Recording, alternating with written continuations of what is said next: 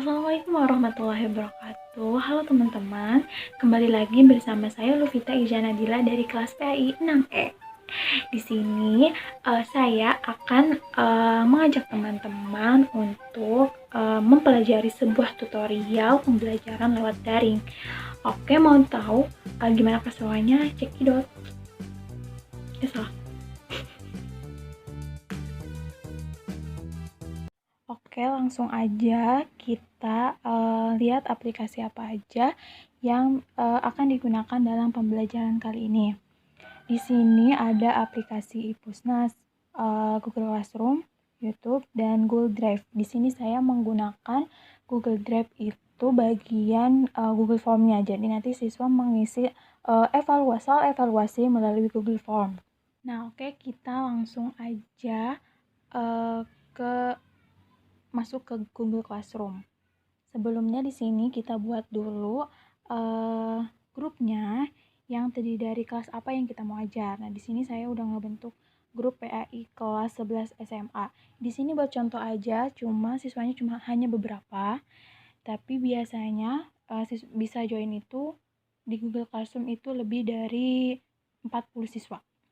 Nah, di sini sebelum memulai proses pembelajaran, alangkah baiknya kita sebagai pendidik memberitahu kepada siswa kita yang ada di grup ini aplikasi apa saja yang akan digunakan dalam proses pembelajaran. Nah, contohnya seperti ini. Di sini tolong persiapkan Google Classroom-nya, YouTube-nya, Microsoft Word, dan Ipusnas-nya. Oke, sekarang sudah waktunya untuk mulai kelasnya. Kita mulai ya.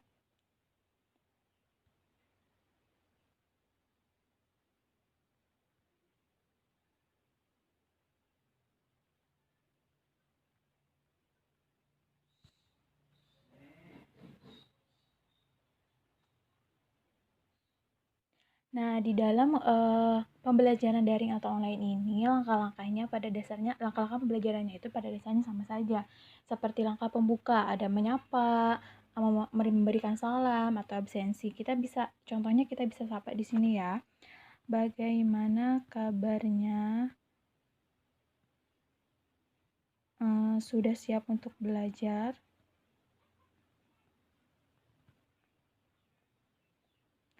Nah, meskipun pembelajaran dilakukan secara online atau daring, kita haruslah tetap menerapkan langkah-langkah. Di sini saya akan mengabsensi terlebih dahulu ya.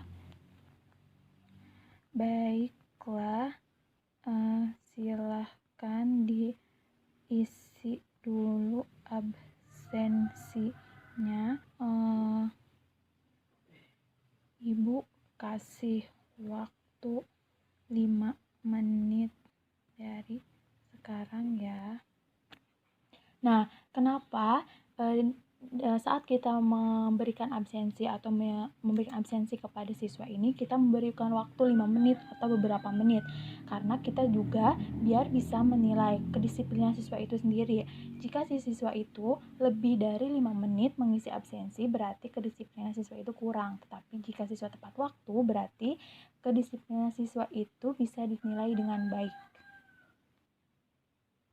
Oke, di sini kita udah ada yang jawab kelasnya. Ini contoh aja ya. Jadi di sini saya cuma buat contoh dan masukin beberapa teman saya.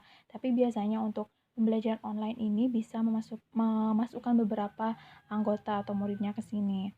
Nah, setelah waktu habis untuk mengabsen, sekarang kita cek siapa saja murid yang sudah absen. Berarti dia memiliki kedisiplinan yang baik. Nah, selanjutnya kita akan mengapersepsi dulu ya.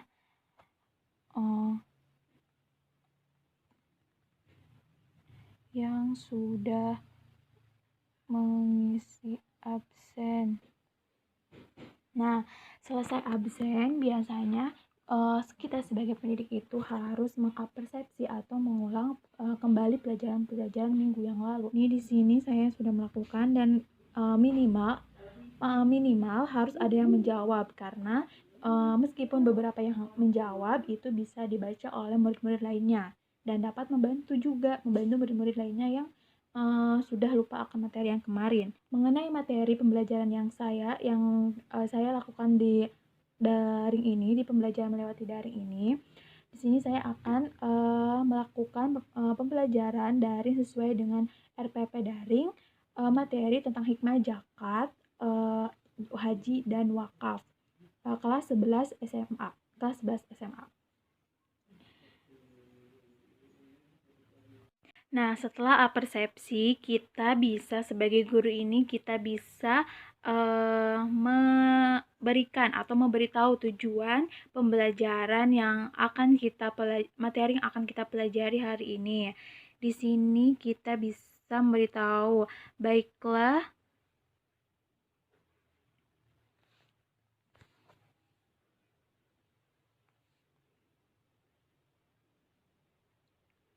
Nah, setelah memberitahu tujuannya, di sini kita kasih beberapa selang waktu dulu ya. Beberapa selang waktu untuk siswa ini membaca tujuan pembelajaran yang akan dia lakukan, kayak gitu. Nah, setelah kita memberitahu tujuan pembelajaran untuk kali ini, kita bisa melanjutkan langkah pembelajaran daring ini kepada kegiatan inti. Nah, di sini saya mengambil materi tentang hikmah haji, zakat, dan wakaf. Teknisnya, siswa ini akan diberikan sebuah link video, lalu mereka menyimak. Setelah itu mereka menyimpulkan, dan kesimpulannya itu bisa ditulis di Word. Sebelumnya kita kasih mereka link videonya dulu ya. Nah, setelah itu kita bisa membuka YouTube dan mencari video yang telah kita siapkan.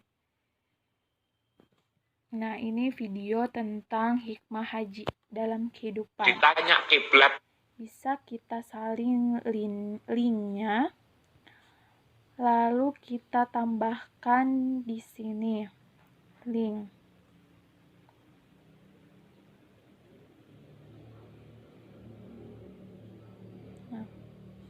Karena di sininya di pembelajaran kali ini mempelajari 3 materi tentang hikmah haji, zakat, dan wakaf, maka di sini juga saya akan memberikan 3 link. Nah, setelah itu kita kasih waktu kepada siswa tersebut untuk menyimak videonya agar tidak habis untuk menyimak video saja waktunya, karena masih ada yang harus disampaikan dari materi ini. Nah, setelah itu kita kirim.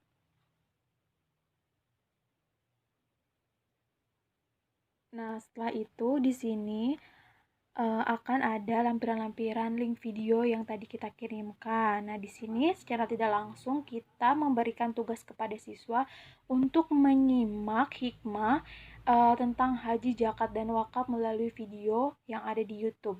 Setelah kita memberikan lampiran link-link video yang tadi yang akan dipelajari oleh siswa-siswa kita, sembari menunggu siswa-siswa yang sedang menyimak video, kita bisa melihat siapa saja yang merespon dengan baik semua salam kita atau semua pertanyaan kita, karena itu bisa dimasukkan kepada penilaian sikap atau penilaian afektif. Setelah waktunya habis untuk menyimak video, kita kasih informasi lagi kepada murid-murid kita. Nah, di sini setelah siswa-siswanya menyimak video, kita membuka sesi tanya jawab agar dari video yang mereka simak tadi, mungkin ada beberapa siswa yang tidak paham, mungkin ada beberapa siswa yang ingin menanyakan tentang hal lain, bisa ditanyakan dengan cara guru ini membuka sesi pertanyaan atau sesi tanya jawab di grupnya. Langkah pembelajaran selanjutnya, karena tidak ada hal yang ingin ditanyakan oleh para siswa, kita bisa berlanjut ke langkah-langkah pembelajaran selanjutnya. Di sini dalam RPP daring ini saya memerintahkan peserta didik ini untuk menelaah masyarakat sekitarnya agar mereka tahu ada tidak sikap sosial yang bisa diterapkan dari hikmah haji, zakat, dan wakaf ini.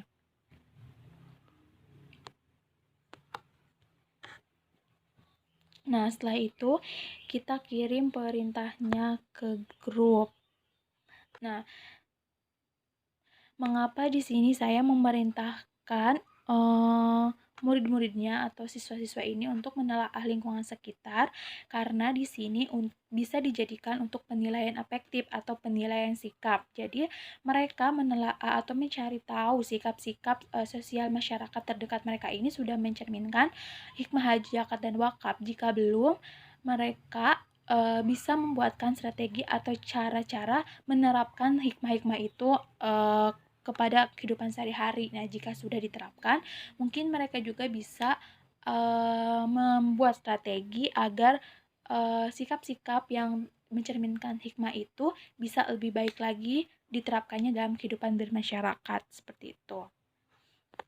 Nah, setelah siswa selesai menelaah sikap-sikap sosial yang berada di masyarakat lingkungan terdekat mereka, kita akan memerintahkan mereka membuat sebuah strategi yang bisa diterapkan di lingkungan masyarakat itu.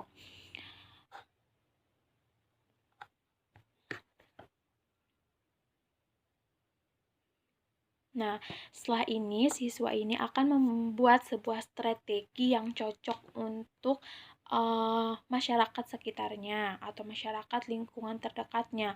Nah, secara tidak langsung si siswa ini akan menerapkan atau menimbulkan sikap yang nantinya bisa kita nilai di ranah afektif. Setelah selesai membuat strategi untuk menerapkan sikap sosial yang mencerminkan hikmah zakat, wakaf, dan haji ini, selanjutnya siswa kita perintahkan untuk mencari materi.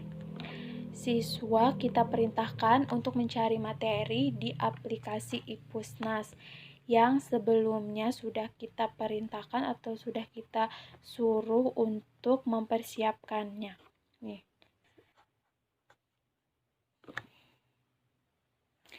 Setelah itu, kita perintahkan kembali si siswa ini untuk membaca ketentuan-ketentuan pelaksanaan haji, zakat, dan wakaf ini di aplikasi Ipusnas yang seharusnya mereka sudah siapkan. Nah, tampilan Ipusnas ini seperti ini ya.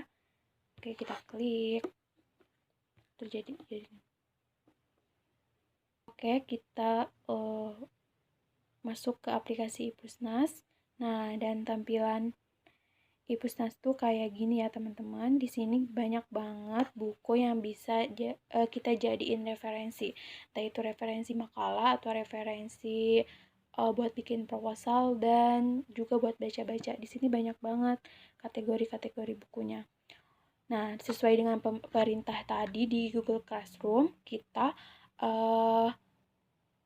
diperintahkan untuk membaca atau mencari sumber-sumber tentang materi tentang ketentuan-ketentuan zakat, haji, dan wakaf. Baiklah, kita di sini terlebih dahulu akan mencari bukunya dulu ya. Kita berarti salah hikmah haji.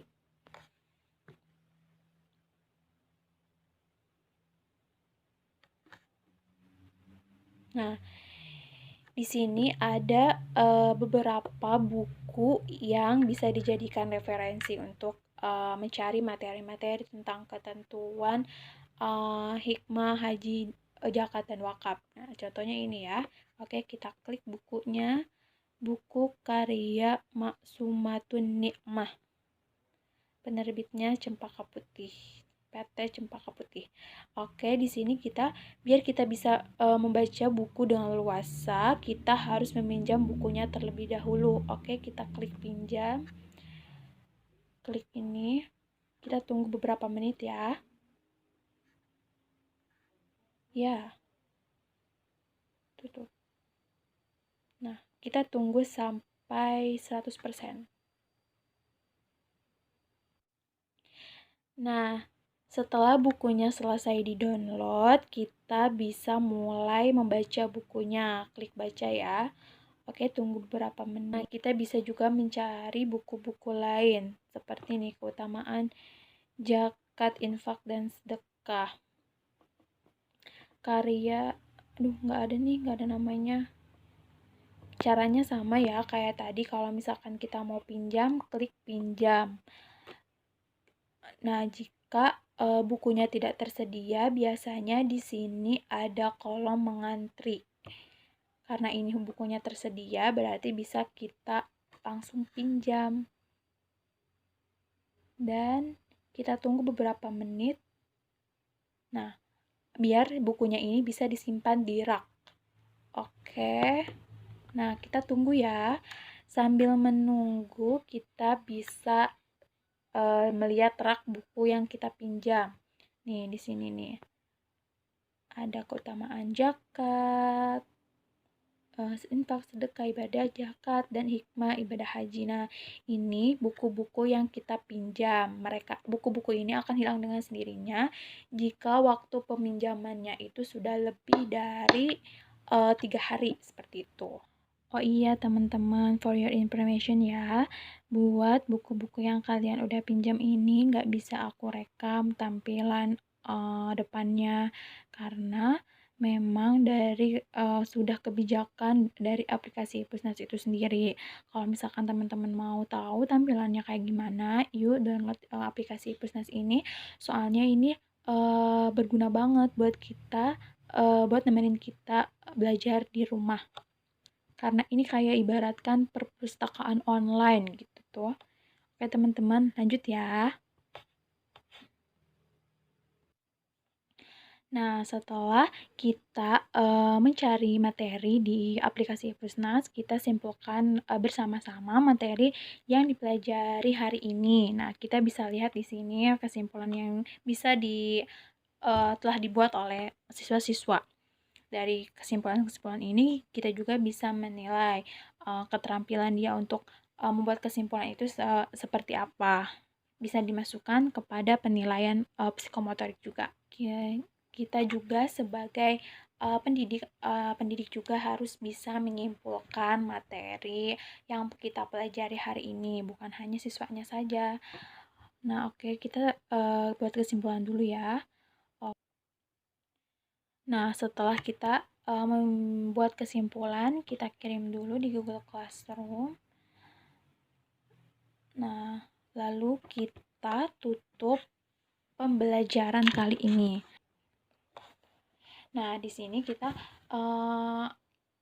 langsung menutup pembelajaran dengan mengingatkan kembali kepada siswa bahwa akan ada tugas yang harus mereka kerjakan sebagai bahan evaluasi untuk penilaiannya. Oke, kita kirim dulu ya. Nah, setelah itu kita akan membuat tugas kelas yang harus mereka kerjakan. Kita bisa nih klik di tugas kelas, lalu klik plus tambah tugas. Ini berarti kita ketik judulnya evaluasi PAI kelas 11. Deskripsinya.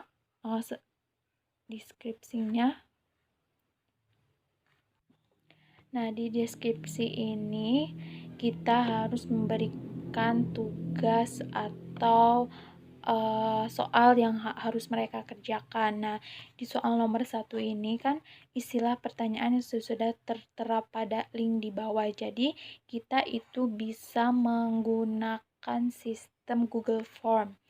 Jadi, nanti semua jawaban siswa itu masuk kepada Google Form dan nilainya otomatis akan keluar seperti itu.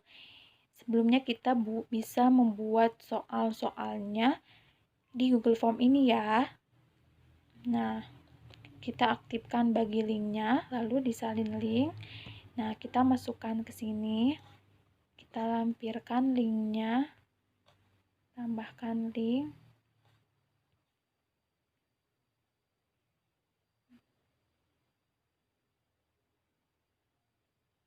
Tambahkan. Nah, setelah itu kita lihat di bawahnya, kalau misalnya udah gini berarti linknya sudah tertera ya. Oke, kita bakalan kirim tugasnya ya. Klik arah panah di atas. Nah, Kalau misalkan sudah gini, berarti tugas evaluasi PAI-nya sudah bisa diisi ya, sudah dibuat dan bisa diisi. Nah, untuk pembuatan soal di Google Form itu mudah banget. Kita bisa masuk ke Google. Nah, di sini teman-teman buat bikin soal di Google Form itu gampang banget ya. Kita langsung masuk ke Google aja, klik Forms Google Form. Nah, di sini itu kalian cuma butuh akun Gmail aja buat bikin soal. Nah, di sini udah ada nih deskripsi formulirnya. Atau deskripsi soalnya ini soal apa kayak gitu, dikumpulinya sampai jam berapa seperti itu. Nah, ini pertanyaannya di sini. Nah, di sini kita bisa memilih tipe-tipe jawabannya, mau pilihan ganda, centang, terus jawaban singkat, paragraf seperti itu.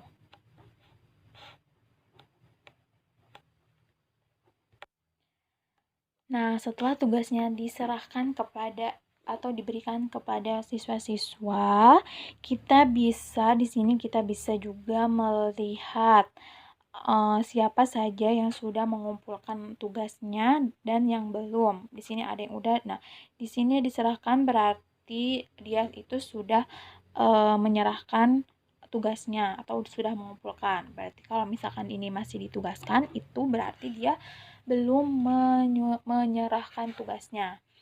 Nah, mungkin itulah tutorial pembelajaran daring yang bisa saya contohkan kepada teman-teman. Di sini kita bisa menggunakan aplikasi Ipusnas, Google Classroom, YouTube, dan Google Drive. Di mana Google Drive ini saya menggunakan yang Google Form-nya. Sebenarnya masih banyak aplikasi-aplikasi pembelajaran yang lain, namun saya gunakan yang ini karena menurut saya ini mudah untuk digunakannya dan tidak memakan kuota atau biaya yang berlebih. Oke, mungkin cukup sekian dari saya. Kurang lebihnya mohon maaf. Wassalamualaikum warahmatullahi wabarakatuh.